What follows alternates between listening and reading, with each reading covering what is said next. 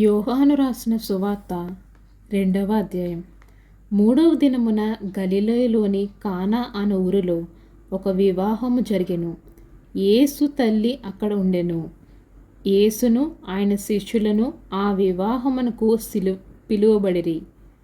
ద్రాక్షరసం అయిపోయినప్పుడు యేసు తల్లి వారికి ద్రాక్షరసము లేదని ఆయనతో చెప్పగా, యేసు ఆమెతో, అమ్మా, నాతో నీకేమి పని? నా సమయము ఇంకా రాలేదనెను. ఆయన తల్లి పరిచారకులను చూచి, ఆయన మీతో చెప్పినది చేయుడనెను.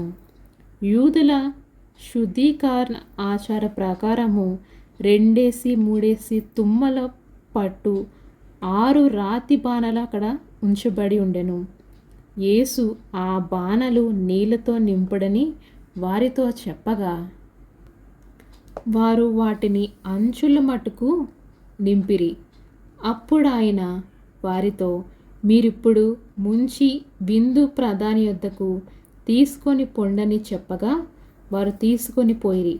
ఆ ద్రాక్షరసము ఎక్కడ నుండి వచ్చెనో ఆ నీళ్లు ముంచి తీసుకొని పోయిన పరిచారకులకే తెలిసినది గాని విందు ప్రధానికి తెలియకపోయిన గనుక, ద్రాక్షరసం అయిన ఆ నీళ్లు రుచి చూచినప్పుడు ఆ విందు ప్రధాని పెండ్లి కుమారుని పిలిచి, ప్రతివాడును మొదట నుంచి ద్రాక్షరసమును పోసి జనులు మత్తుగా ఉన్నప్పుడు జబ్బు రసము పోయెను.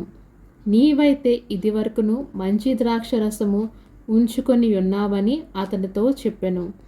గలిలయలోని కానాలో యేసు ఈ మొదట సూచక క్రియను చేసి తన మహిమను బయలుపరిచెను.